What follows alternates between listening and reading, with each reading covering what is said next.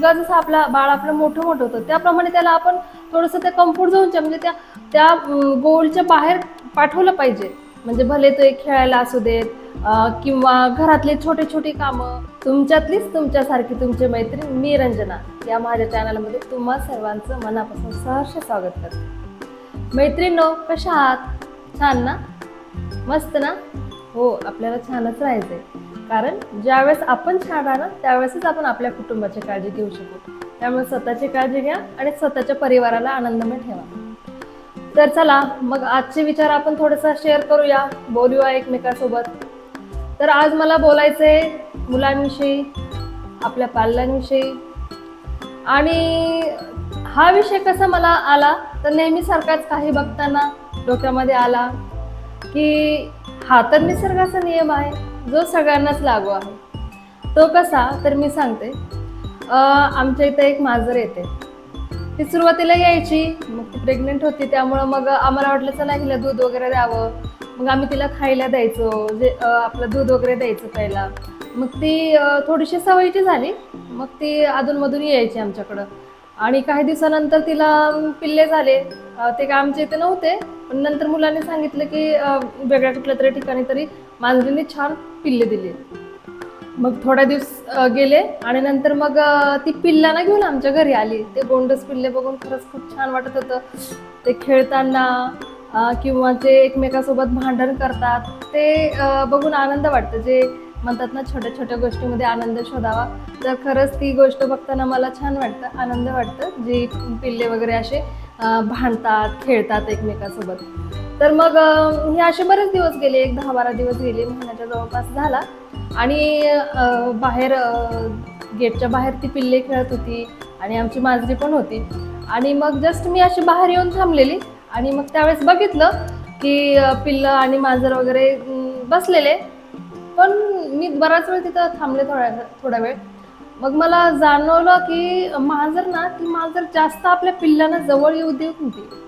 अगोदर जेव्हा मी बघितलं होतं, म्हणजे आमच्या इथे नवीन ज्यावेळेस ती आलेली ना त्यावेळेस ती पिल्लांसोबत बसायची किंवा पिल्लांना एकदम जवळ घ्यायची, रागवायची नाही असं. पण मला यावेळेस जाणवलं की पिल्लांना ती जास्त जवळ येऊ देत नव्हती.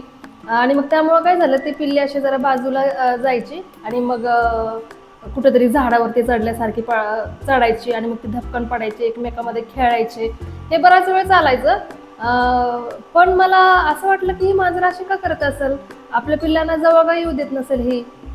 पण एक मात्र की ती जवळ येत नव्हती, पण तिथूनच ती अशा मांजराला बघायची की मांजर कुठे गेली, म्हणजे पिल्लं आहेत का व्यवस्थित, खेळतायत का, अशी नजर ठेवायची. पण ती अगदीच थोडीशी जवळ, म्हणजे अगोदर कसे यायचे तसं जवळ येऊ द्यायची नाही.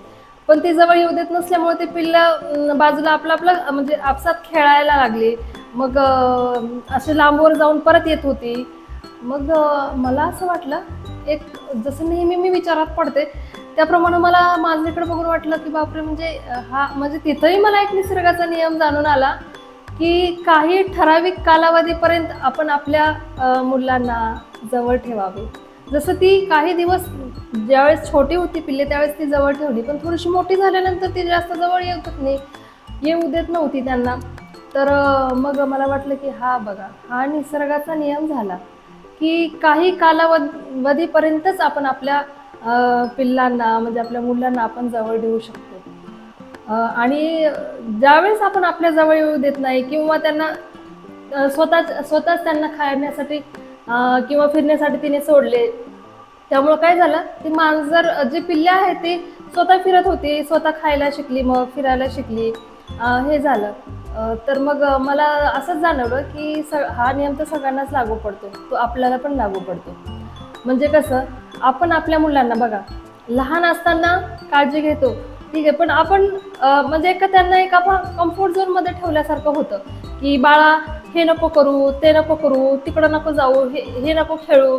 त्यामुळं काय होतं, मुलांचा जो विकास व्हायला पाहिजे ना, म्हणजे असं जसं ती पिल्लं स्वतःच म्हणजे आपल्या अन्नाचा शोध घ्यायला लागली, खेळायला शिकली, जरी उंचावरून पडली तरी पण ती उठत होती, खेळत होती, मग तो प्रकार होतो. पण आपलं कसं होतं, आपण मुलांना दडपणामध्ये ठेवतो की हे नको करू, ते नको करू. त्यामुळं जो मुलांचा विकास व्हायला पाहिजे तसा होत नाही. म्हणजे ते एका कम्फर्ट झोनमध्येच राहिले जातात की त्यांना नवीन काही शिकता येत नाही, काही करता येत नाही. का तर एक भीतीपोटी आपल्याला असं वाटतं की बाळ आपलं कुठून तरी पडेल, मग त्याला लागेल किंवा बाहेर गेलं तर कुठं त्याला घर भेटणार नाही किंवा काहीतरी दुखापत होईल असं वाटतं. म्हणजे ह्या भीतीपोटी आपण त्यांना एक कम्फर्ट झोनमध्येच ठेवतो की अ, अ, हे केल्याने असं होईल, ते केल्याने तसं होईल. ह्या विचाराने आपण त्यांना कुठे जाऊ देत नाही आणि जास्त आता तर सध्या मोबाईलमुळं बाहेरचं खेळणं तर बंदच झालेलं आहे खरं. पण आपण बाहेर पण जाऊ देत नाही, त्यांना खेळूत पण देत नाही. त्यामुळं एक चंचलता जी असते मुलांमध्ये ती राहत नाही. तर मला मग ह्याद्वारेच मला हे असं वाटलं की आपण तर मुलांना एका कम्फर्ट झोनमध्येच ठेवतो. म्हणजे भले ती 7वीला जावो, 8वीला जावो, मग त्यांना आपण याच प्रकारे वाढवतो की असं नको, तसं नको.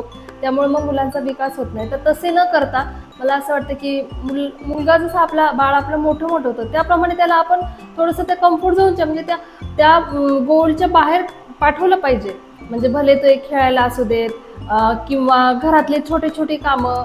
आता मुलगा 7वी-8वीला जर असेल आपला, तर मग त्याला आपण घरातली छोटी-मोठी कामं सांगू शकतो. बाहेर दुकानामध्ये जाऊन काहीतरी आणायला सांगू शकतो. त्यामुळं काय होईल, त्याला बाहेरचं ज्ञान पण येईल आणि थोडासा त्याचा विकास पण होईल. पण आपल्याकडून हे होत नाही. आपण जास्त करून तरी आता मी असं म्हणत नाही की प्रत्येक पालक असंच करत असेल, पण जास्तीत जास्त पालक तरी आपण जास्तीत जास्त आपल्या मुलांना आपण कम्फर्ट झोनमध्येच ठेवतो. बऱ्याच दिवसापर्यंत ठेवतो. मग नंतर काय वाटतं आपल्याला, आपल्या मुलाला हेच नाही कळत, तेच नाही कळत, असं नाही करता येत, तसं नाही करता येत. तर का? हे का होतं? तर कारण की आपण त्याला त्या कम्फर्ट झोनच्या बाहेर कधी जाऊच दिलं नाही. तर आपल्या मुलांना आपण त्याच्या वयाप्रमाणे त्यांच्या कम्फर्ट झोनमधनं आपल्याला बाहेर काढायचं आहे आणि मग त्याला त्याचा छान विकास होऊ द्यायचा आहे. त्याला बाहेरचा व्यवहार कळू द्यायचे, बाहेरचं जग कळू द्यायचं आहे. तर मला हेच सांगावसं वाटतं की त्या मांजराकडनंच त्या मांजराकडनंच मला हा विचार आला की हा निसर्गाचा नियम आहे, सगळ्यांना सारखाच आहे. अजून एक उदाहरण सांगायचं म्हणजे तुम्हाला सांगते, निसर्गामधून अजून एक हा नियम लागू पडतो. जसं की आपण झाड लावतो.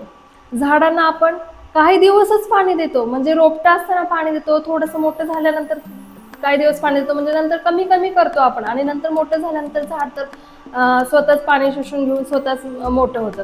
त्याचप्रमाणे ह्या मांजरीचं पण प्रकार बघा ना. लहान असताना ती जवळ घ्यायची, पण नंतर त्यांना बाहेर सोडलं त्यांनी आणि ती पिल्लं आता स्वतः बाहेर फिरतात, स्वतः म्हणजे खाण्यासाठी शोधतात. ते म्हणजे स्वतः सगळं करतात आता. म्हणजे ते स्वतःच्या पायावर उभे राहिल्यासारखे झालेत. मग तोच प्रकार आपल्यासोबत पण आहे. तोच नियम आपल्याला पण लागू होतोय. त्यामुळे आपण पण हा नियम लागू करूया आणि आपल्या मुलांना त्यांच्या वयानुसार त्यांच्या कम्फर्ट झोनमधनं त्यांना बाहेर काढून त्यांचा विकास होऊ देऊया. आणि ज्या वेळेस ते बाहेर पडतील त्याच वेळेस ते एकदम छान असे व्यावहारिक हुशार होतील मुलं. तर मला या प्रसंगातून मला हा नियम तुम्हाला सांगावासा वाटला की सगळ्यांना सारखे नियम असतात आणि मग मी हा व्हिडिओ तुमच्या पुढं आणलेला आहे माझ्या अनुभवातनं, माझ्या विचारातून. तर माझा हा व्हिडिओ तुम्हाला कसा वाटला मला नक्की सांगा. माझ्या चॅनलला सबस्क्राईब करायला विसरू नका आणि बेल आयकॉन पण नक्की दाबा, त्यावेळेस तुम्हाला नोटिफिकेशन माझे मिळतील. आणि तुम्हाला पण असंच काहीतरी बघून काहीतरी सुचत असेल तर मला माझ्या कमेंट्स बॉक्समध्ये मला तुम्ही सुचवू शकता, सांगू शकता. तर माझा हा व्हिडिओ कसा वाटला मला नक्की सांगा. धन्यवाद.